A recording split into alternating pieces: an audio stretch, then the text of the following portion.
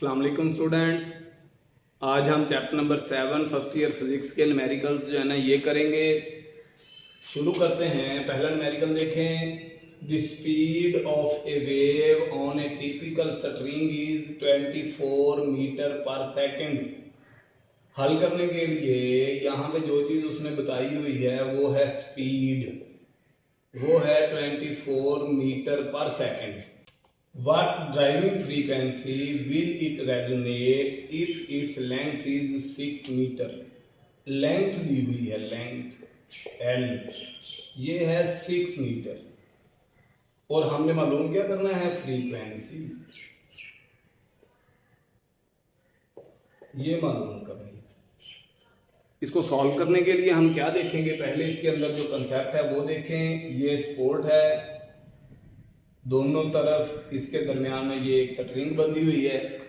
String को दरमियान से प्लग किया तो ये इस तरह से इसके अंदर वेव बनेगी। ऐसे जैसे ही हम इसको दरमियान से प्लग करते हैं ना तो इस तरह से इसके अंदर वेव बनती है। इसको हम कहते हैं स्टेशनरी वेव।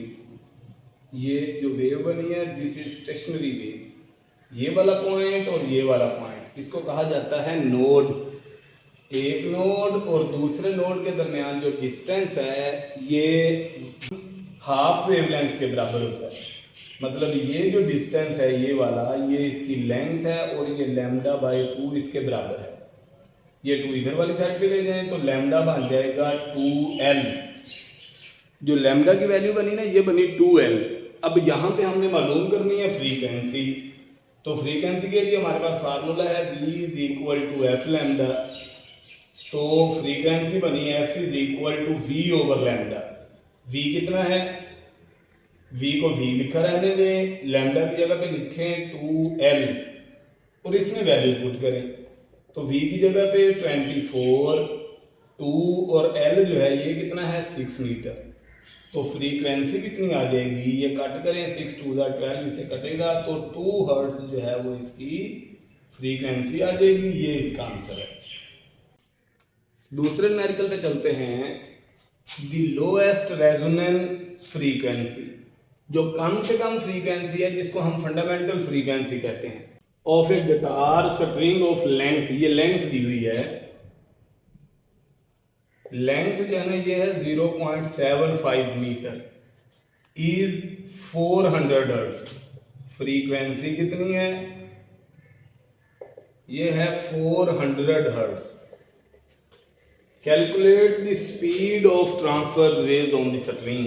हमने मालूम करनी है स्पीड V। अब भी वही वाला मामला है, ये अगर स्ट्रिंग हो सपोर्ट के साथ बंधी हुई, दरमियान से प्लग करेंगे तो इस तरह से वेव बनेगी। इसकी लेंथ जो है ना ये L है और ये लैम्डा बाय 2 के बराबर।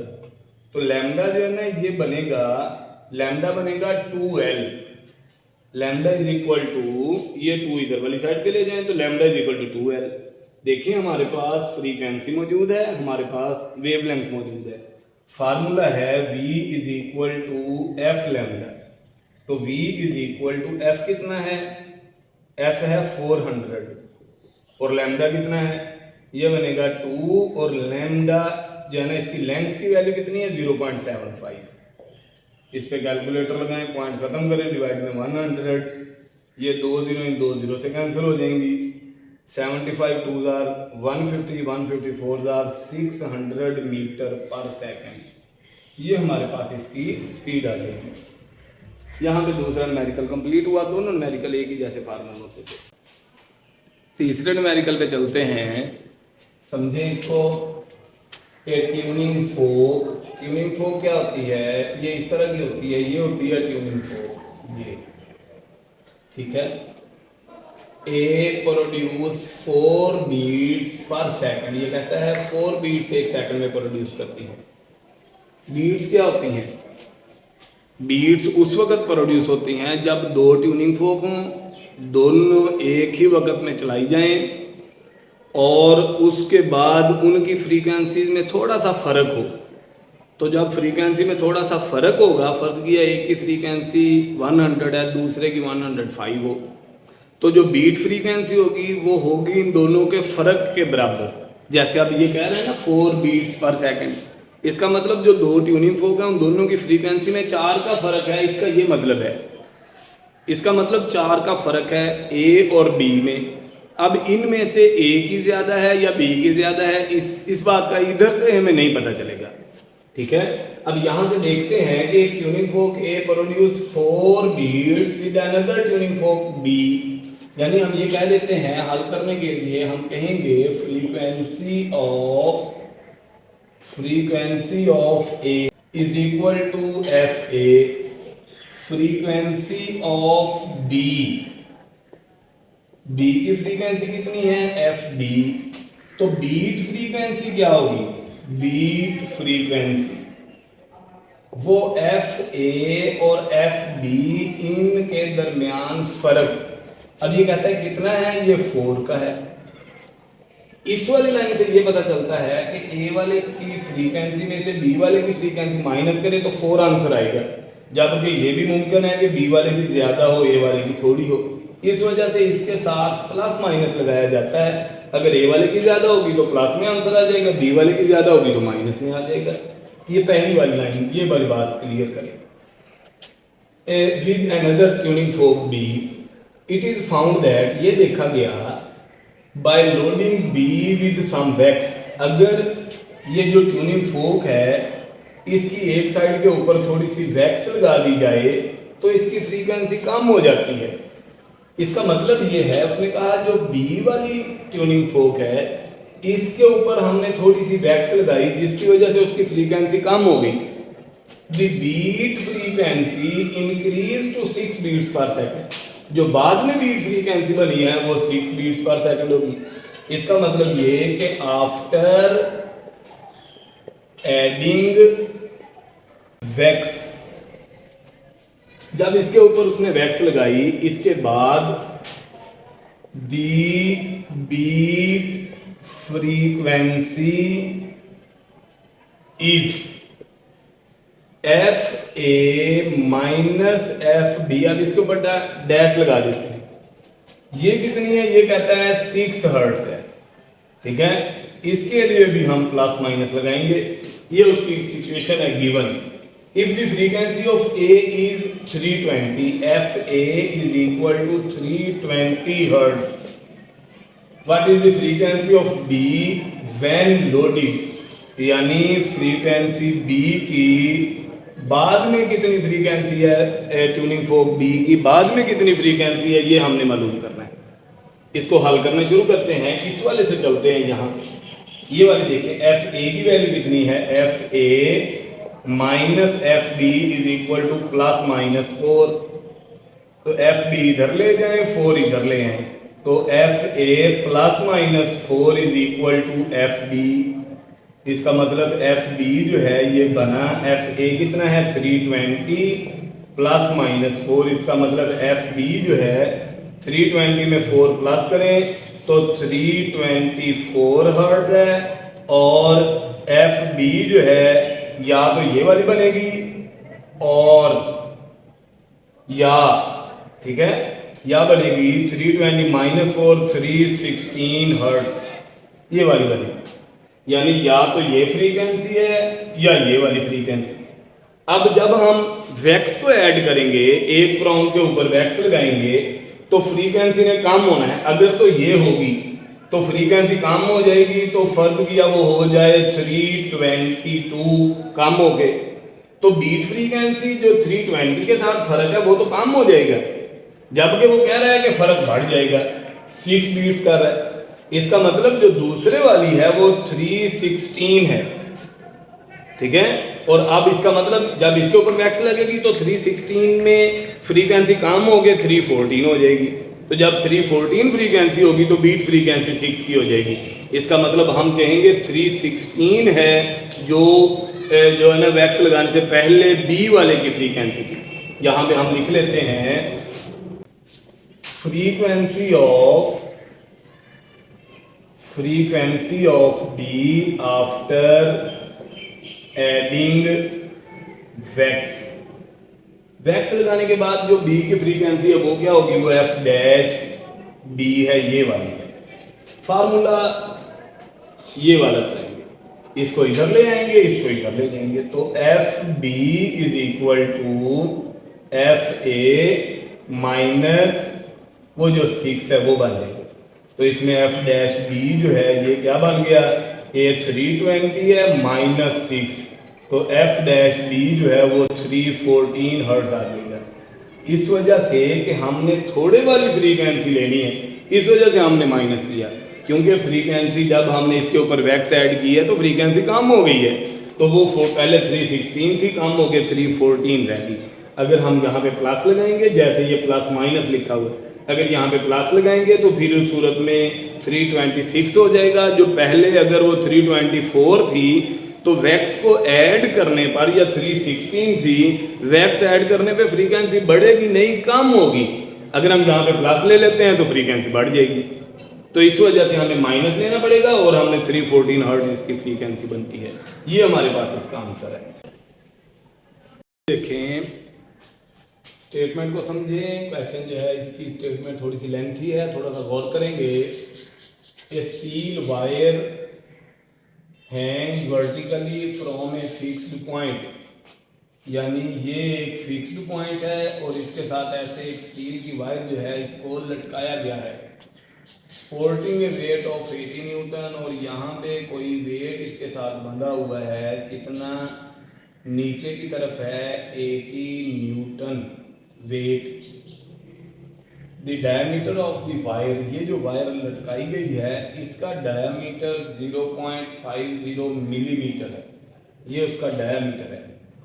अगर वायर इस तरह से हो तो ये इसका डायमीटर बनता है, ये वाला।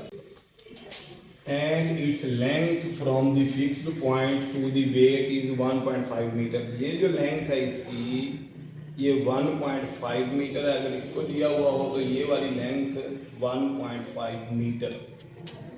Calculate the fundamental frequency emitted by the wire. इस वायर से कितनी फ्रीक्वेंसी वाली, फंडामेंटल फ्रीक्वेंसी वाली वेव जो है वो इमिट होगी व्हेन इट इज प्लग्ड। अगर हम इसको बिल्कुल ऐसे दरमियान से प्लग करें।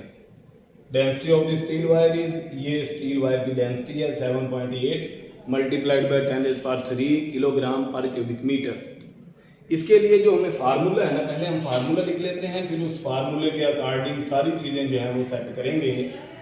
फ्रीक्वेंसी का फार्मूला है 1/2L इंटू √F/m।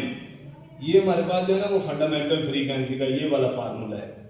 अब इस फार्मूले के अकॉर्डिंग हम देखेंगे कि कौन कौन सी चीज़ हमें दी हुई है। जो दी हुई चीज़ें हैं उन पे आते हैं। वर्टिकली विद सपोर्टिंग वेट दिया हुआ है 80 न्यूटन। हल करना शुरू किया, जो वेट है वो दिया हुआ है 80 न्यूटन। बेसिकली ये फोर्स है, ये वाली फोर्स, और इसी की वजह से इसके अंदर टेंशन है। जितना नीचे की तरफ वेट होगा उतनी ही ऊपर की तरफ रस्सी के अंदर टेंशन होगी।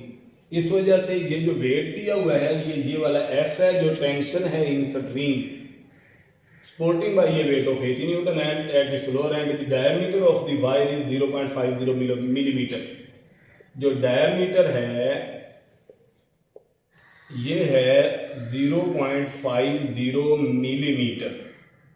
अगर वायर का डायमीटर पता चल गया है, हम यहां से इसका एरिया निकालेंगे। एरिया क्या है, एरिया जो होता है ये होता है πr²। पाई की जगह पे पाई लिखें 3.14, और जो r है ये डायमीटर का हाफ है और इसके ऊपर इसका स्क्वायर, तो ये बन गया 3.14 multiplied by d² divided by 2 का स्क्वायर जो है ना ये 4। अब d की जगह पे इसकी वैल्यू लिख दें, वो कितनी बनेगी, वो बनेगी 3.14 मल्टीप्लाइड बाय d कितना है 0.5 मल्टीप्लाइड बाय 10⁻³ इसका स्क्वायर। ये जो मिली है ये 10⁻³ होता है, ये बनेगा 0.5 मिलीमीटर। 0.5 multiplied by 10⁻³ metre. इसमें ये बन गया पाई d² डिवाइडेड बाय 4। ये हमारे पास आ गया इसका एरिया। एरिया की ज़रूरत क्यों पेश आई, थोड़ा सा आगे जाके हमें समझ आ जाएगी। आगे क्या दिया हुआ है, फिक्स पॉइंट, और ये लेंथ दी हुई है। लेंथ ऑफ स्ट्रिंग L जो है ये है 1.5 मीटर। फ्रीक्वेंसी हमने मालूम करनी, डेंसिटी दी हुई है ये वाली, डेंसिटी जो है ये है 7.8 मल्टीप्लाइड बाय 10⁻³ किलोग्राम पर क्यूबिक मीटर। देखिए जो चीज़ हमें चाहिए, ये लेंथ हमारे पास मौजूद है ये वाली, एफ हमारे पास मौजूद है ये वाला, हमने अब एम मालूम करना है। एम क्या है यहाँ पे, this is mass per unit length, not only mass, it is mass per unit length ये वाला, यानी ये है m/l, असल में ये वाला है, ये वाला। इसका फार्मूला बनाएंगे। हमें पता है डेंसिटी बराबर होती है मास ओवर वॉल्यूम, वॉल्यूम इधर ले जाएं तो मास बन जाएगा डेंसिटी मल्टीप्लाइड बाय वॉल्यूम, और आगे एक और स्टेप लिखते हैं, डेंसिटी मल्टीप्लाइड बाय वॉल्यूम होता है एरिया मल्टीप्लाइड बाय लेंथ। ये वाली लेंथ इधर डिवाइड में ले आए तो m/l जो है वो बनेगा डेंसिटी मल्टीप्लाइड बाय एरिया, यानी ये जो m यहाँ पे m लिखा हुआ है ना, ये वाला m, इस पे हम डैश कर लें, ये जो m लिखा हुआ है यहाँ पे, ये basically density multiplied by area के बराबर बनेगा। अब वही वाला फार्मूला यहाँ पे लिखते हैं और वैल्यूज पुट करेंगे, आंसर आ जाएगा। F is equal to 1/2l into square root f over density multiplied by area. इसमें वैल्यूज पुट कर दें, इस वाले m की जगह पे डेंसिटी मल्टीप्लाइड बाय एरिया, तो F is equal to 1/2, length की जगह पे 1.5 इंटू स्क्वायर रूट, F जो है वो टेंशन है ये 80 न्यूटन, ओवर डेंसिटी कितनी है 7.8 मल्टीप्लाइड बाय 10⁻³ एरिया कितना है वो ये वाला है, ये वाला 3.414 मल्टीप्लाइड बाय ये जो 0.5 है इसका स्क्वायर बनेगा 0.25, और 10 की पावर जो है वो लिखेंगे -6, चूंकि -3 का स्क्वायर -6, 0.5 का स्क्वायर 0.25, और ये जो डिवाइड में 4 लिखा हुआ है इसको आप ऊपर ले जाएं, मल्टीप्लाई में 4 हो जाएगा। देखें जो एरिया है वो यहाँ पे स्क्वायर रूट के अंदर है, इस वजह से ये 4 भी स्क्वायर रूट के अंदर रहेगा। अब यहाँ पे कैलकुलेटर लगाएं तो f इज इक्वल टू 1/1.5 को 2 से मल्टीप्लाई किया 3 इंटू स्क्वायर रूट ऑफ, इस पे कैलकुलेटर लगाएं ये वाली रकम, इसको 4 से मल्टीप्लाई करें, ये वाली सारी रकम, जब इस सारी रकम पे आपने कैलकुलेटर लगाना है तो ब्रैकेट यहाँ पे भी लगाएं कैलकुलेटर में, यहाँ पे भी लगाएं, फिर यहाँ पे क्या वैल्यू आती है, ये बनता है 52248। जब हम इसका स्क्वायर रूट लेंगे 1/3 मल्टीप्लाइड बाय 228.58, अब 228.58 को जो है ना वो 3 पे डिवाइड कर दें तो हमारे पास इसकी फ्रीक्वेंसी आ जाएगी 76.2 हर्ट्ज। ये हमारे पास इसकी फ्रीक्वेंसी है जो हमने कैलकुलेट करनी थी। ये बनता है 22,261, ये ठीक है ना। इसका स्क्वायर रूट लें और 3 पे डिवाइड करें तो यहाँ पे आ जाएगा 6, और ये 3 पे डिवाइड करेंगे तो ये आंसर आ जाएगा। इसको करेक्ट कर लें, यहाँ पे 48 नहीं था, कैलकुलेटर ठीक नहीं लगा, 48 नहीं था, यहाँ पे 61 है। न्यूमेरिकल नंबर 5 देखें, average intensity of sunlight on the surface of earth 500 watt per metre square, ये इंटेंसिटी है ये वाली, ठीक है, जो दी हुई है। उसने कहा सूरज से अर्थ की सरफेस पे, ये अर्थ सरफेस है तो सूरज से जो इसके ऊपर लाइट आगे पड़ रही है तो ये सूरज से जमीन के ऊपर जो आगे पड़ रही है ये है 500 वाट पर मीटर स्क्वायर, ये उसने दी हुई है इंटेंसिटी, ठीक है, कितनी 500 वाट पर मीटर स्क्वायर।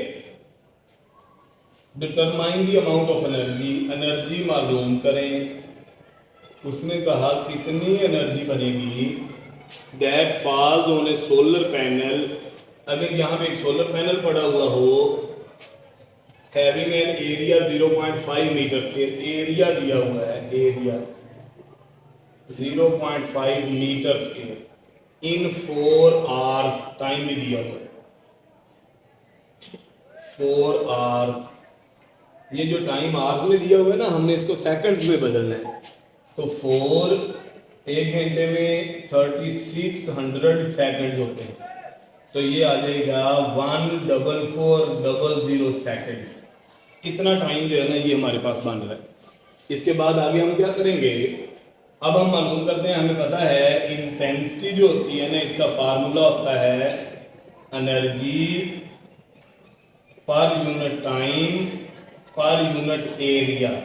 ये फार्मूला एनर्जी मालूम करनी है, ये वाली रकम इधर मल्टीप्लाई में ले दें, तो एनर्जी आ जाएगी इंटेंसिटी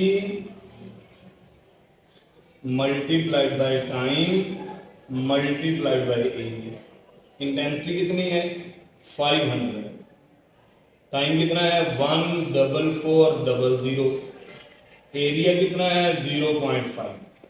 इस पे कैलकुलेटर लगाएं तो आंसर जो है वो हमारे पास कितना आ जाएगा 3.6 मल्टीप्लाइड बाय 10⁶ जूल।